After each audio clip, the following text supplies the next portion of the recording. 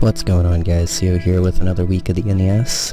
This week we are going up against the Toronto Staraptors, coached by Fluka. I know for a fact they have a YouTube channel, so I will be linking that down in the description.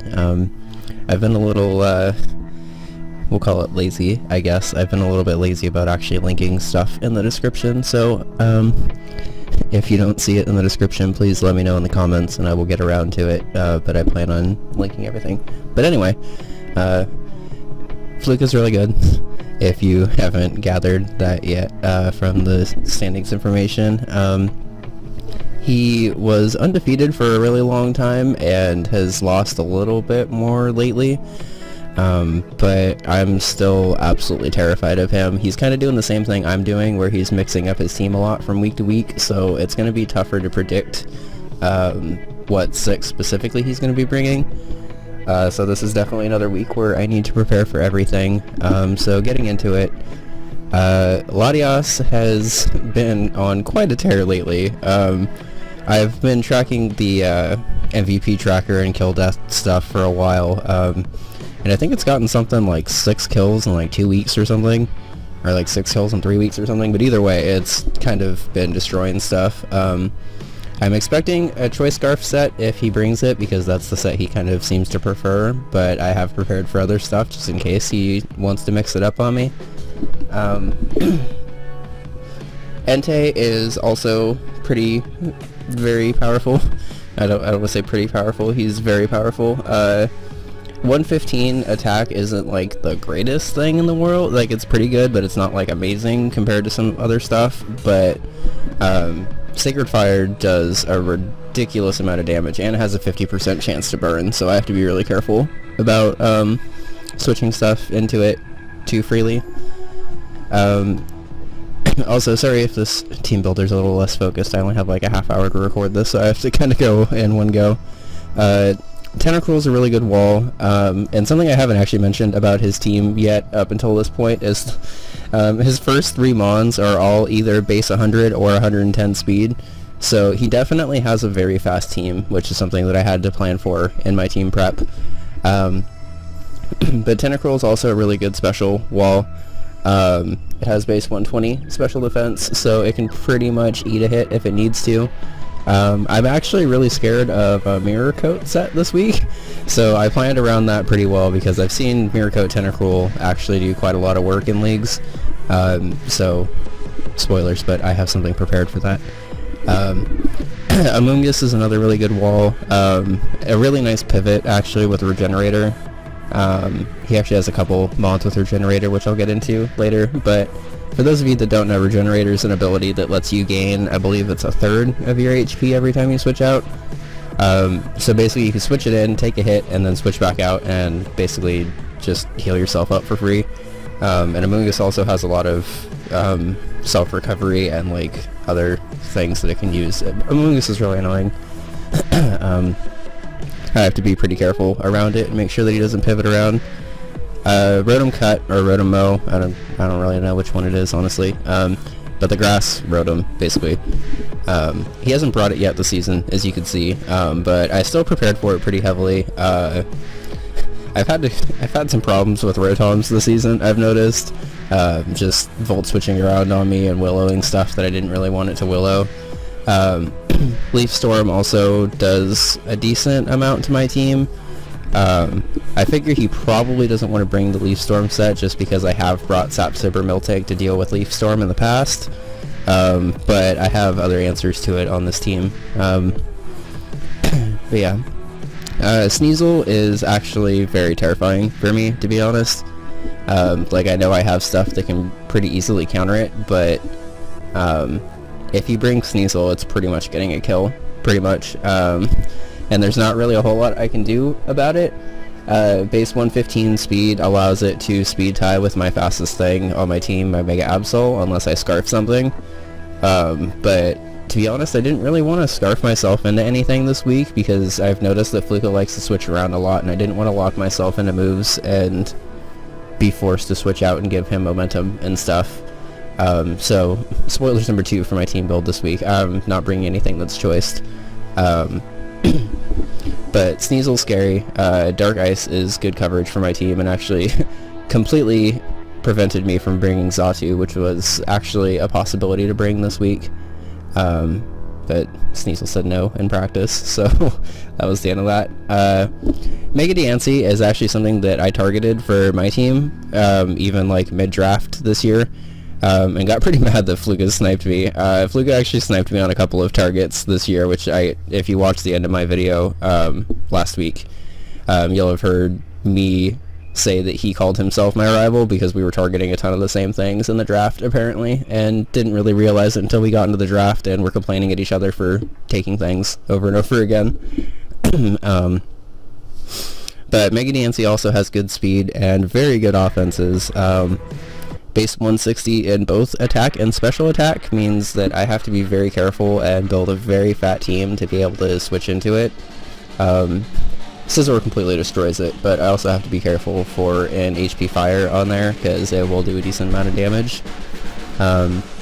Reuniclus is very, very, very scary.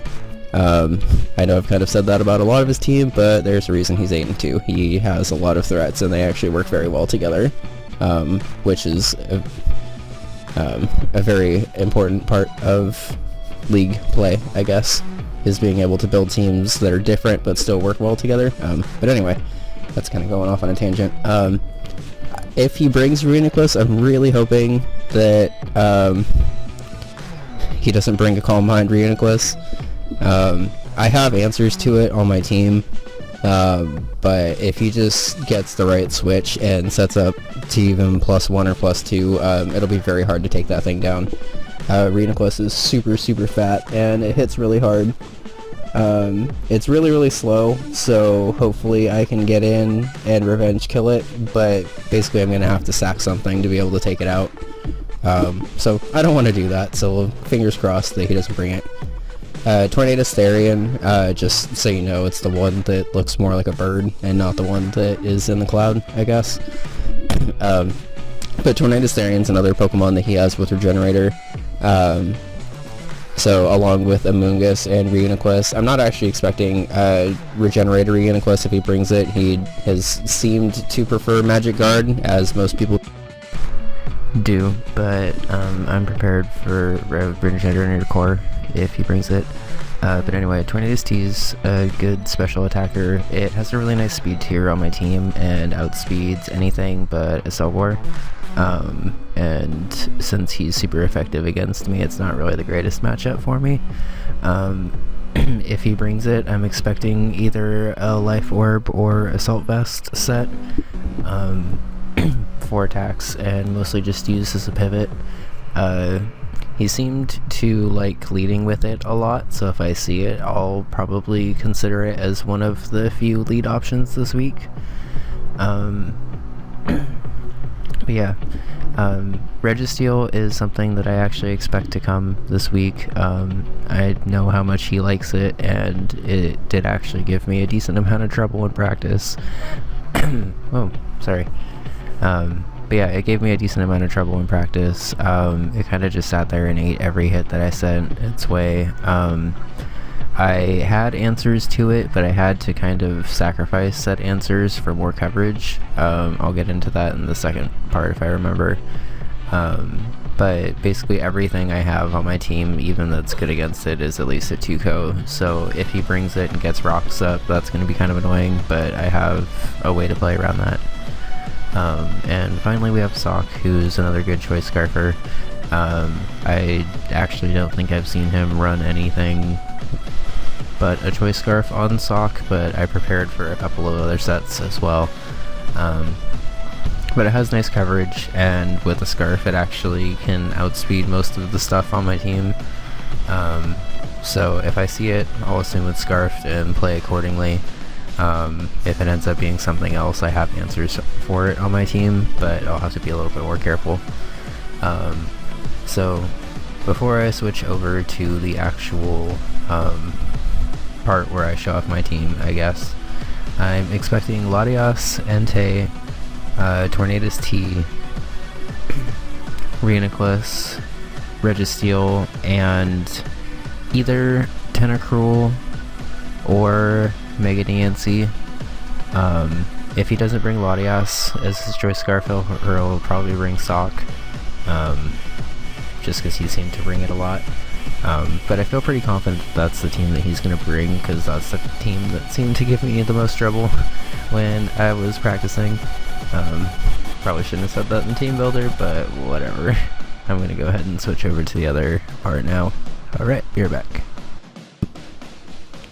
Alright, so like I was saying in the beginning part of this video, Scizor does quite a lot of work to his team. I have to be careful of Entei and switching into Scalds from Tentacruel, as well as Heatwave from Tornadus T, which I forgot about until just now. I remembered it when I was team building, but yeah. Anyway, so for pretty much everything else on his team, Scizor can either OHKO or 2-hit KO it. I brought Defog because while this team's not like super weak to rocks, and I do have a Magic Bouncer, if he gets them up and I realize later in the game that I don't want them up because I need to switch into Victini or something, I wanted to give myself an option there. As usual, it was between Defog and Roost this week, and while Roost helped, it wasn't super great. And the Aqua Berry, which is the fire reducing berry, again, by the way, the Aqua Berry allows me to live a Life Orb Heatwave from Tornadus T and either knock off to get rid of its Life Orb or whatever, or Bullet Punch and be able to 2-hit KO it in most situations. And U-turn's just there for momentum. The attack investment allows me to 1-hit KO Mega Diancie pretty much no matter what it is. And I just absolutely destroy Sneasel no matter what, but it just allows me to further destroy Sneasel, I guess. And the special defense and HP investment are again so I can live in HP Fire from Diancie or Tornadus T Heatwave easier. Next up we have a specially defensive Victini, which I'm actually pretty excited to use this week. I've used like a kind of bulky Victini before, but I've never really used like full-on defensive Victini. So this week I wanted to bring U-turn again for momentum to allow me to pivot around, because he likes to pivot around a lot too. So I'll play his game this week and just kind of match his switches with my own switches. Light screen's there mostly because I didn't really need a fourth move, so I figured why not give myself extra bulk against Reuniclus and Tornadus T, since they kind of do a lot of work to my team. And fun fact, if I set up a light screen, a Scald from a Tentacruel only does like 20% to Victini, especially with this spread, so it allows me to kind of pivot around even a little bit easier. Obviously this doesn't really help too much against most Enteis, because he's probably going to run a physical Entei, but you know, I just gotta be careful with it. And Thunder Wave Victini, as I found in practice this week, does a lot to this team, because he doesn't have a ground type, and the only absorber he has is Rotom-Mow, which he hasn't brought this season. If he brings Rotom-Mow, I have to be a little bit more careful about T-waving stuff, because I don't want to just give it like a free switch in and be able to Volt Switch out on me. But outside of that, if he doesn't bring it, T-Wave slows down or cripples a lot of his team. So I'm pretty excited to bring it this week. And V-Create, with 4 attack investments, 1-hit KOs Amoonguss all the time. And it does a lot of damage to Registeel too. Like, if there wasn't further proof that 180 attack with perfect accuracy because of Victory Star wasn't busted, there you go.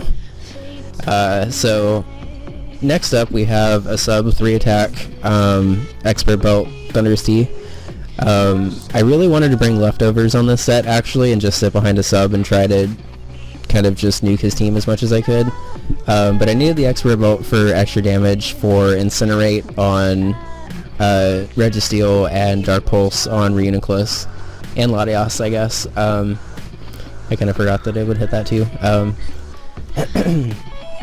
But again, max special defense allows me to pretty much freely switch in against Tentacruel. Like I said, I have to be pretty careful against Scalds and Scout if he has a coverage move for me or whatever. But I outspeed in this situation 100% of the time unless he's Scarfed, And if he's a Scarf Tentacle, that's much easier for me to deal with, actually, because that means he's offensive, and I could just pretty much freely switch into Vaporeon whenever I need to. But this coverage allows me to hit literally everything on his team. So if I get a free sub up, I just get damage off, and that's really nice. It can also be a decent late game cleaner, I guess. We have a little bit more standard of Vaporeon this week, but I'm actually bringing Yawn. If you don't know, Yawn basically doesn't do anything the first turn you use it, and then the next turn you use it. If the opposing Pokemon's still in, it goes to sleep 100% of the time. I've used Spore a lot on this team with my Breloom, but I figured he might have prepared for that, so I kind of wanted to bring a bit of a different way to put things to sleep, if that makes sense. And I didn't really want to bring Toxic because he has a Moongus and Tentacle and Registeel, who literally switch into it freely, and I don't really want to be in against I don't want to be in against the Moongus at all with Vaporeon, and I don't want to be in really against Registeel either, because it can either set up rocks or just start trying to whittle me down and stuff. Scald was the better coverage for me this week over Ice Beam. It was a very close call because Scald hits Diancie, Entei, Sneasel, well, and then Ice Beam would hit Latias and Amoonguss, Rotom-Mow, and Tornadus T. So while technically Ice Beam hit more things, Scald allowed me to hit the things that I needed to kill more this week, if that makes sense. Because I don't want Mega Diancie magic bouncing a Yawn back onto me and then having me switch. And then Wish Protect is just there because I love Wish Protect with Vaporeon, if I'm being perfectly honest. Next up, I'm trying to mix it up a little bit with my Mega Absol, not really, but Super Luck is an ability that lets me raise my critical hit stage by 1. It's pretty situational, and it's only really in for the first, or it's only effective for the first turn. After I Mega Evolve, I get Magic Bounce. But I figure I might get a little lucky and get a crit, and Pressure didn't really help out too much in a one-turn situation. But the coverage this week was mainly designed to Pursuit Trap a Latias that had went for Draco Meteor, Sucker Punch something if it was about to die, Psycho Cut hits Tentacruel, Amoonguss, and Sock for good damage, and then Superpower hits Sneasel and Registeel for good damage, which is good because those would be the switch-ins to a Psycho Cut, pretty much. So with this coverage, I can pretty much 2-hit KO everything on his team, or OHKO it. I'm going to be pretty feral, so again, because it's a Mega Absol, it's probably going to nuke the shit out of one thing and then die, but that's all I need this week, so I'm okay with that. The speed investment allows me to speed creep Latias, 252 plus Latias, after I Mega Evolve, not before. But yeah. And then finally we have a very interesting Nidoking this week. I'm not 100% sure on how I feel about this, but I really want to try to push myself a little bit and bring a little bit different of stuff going into the home stretch of the season, just so I'm not predictable for the playoffs. I've literally never used Black Sludge Nidoking before this week in my life. I know Black Sludge Nidoqueen is a thing, but that's because Nidoqueen can actually take a hit. Nidoking normally can't. But we're going to try this week and see how it goes. Stealth Rock is there because, like I said, he likes to pivot around a lot. I can't really comfortably set it up until Mega Diancie is either out of the picture or I'm pretty confident that it's not going to switch in. I'll have to be careful about that during the battle, but I'll try to do what I can. Earth Power and Thunderbolt pretty much hits everything on his team, but Sneasel for super effective damage. It doesn't hit Sock for super effective damage, but Sock is not switching into 2 Earth Power, or it's not switching into Earth Power then taking another one. And Super Fang seems like a really, really weird choice of move for the last move. But if I get in against Reuniclus and he sees it as an opportunity to start Calm Minding on me, I want to be able to Super Fang and then basically whittle it down so it has to attack me and I can revenge kill it with something else. But Super Fang will allow me to not be as stressed about going for my special moves, because he does have a lot of special bulk on his team. And if I get into an unfavorable situation, I just kind of want to sack Nidoking, but do a lot of damage in the meantime. I wanted to give myself that opportunity. And you would be really surprised, by the way, I know I did like 4 plus instead of the typical 252 plus, but with this even like a little bit of investment, I pretty much 2-hit KO everything I need to do. And 252 would have just meant that I did more damage, so like I guess crits would have killed a little bit easier, but I wanted the bulk this week instead. But yeah, I'm recording the team builder before work. I'm battling Fluka after work, and I guess I'll have that post commentated as soon as I can. But yeah, I will see you guys in a little bit, I guess, for you. Bye.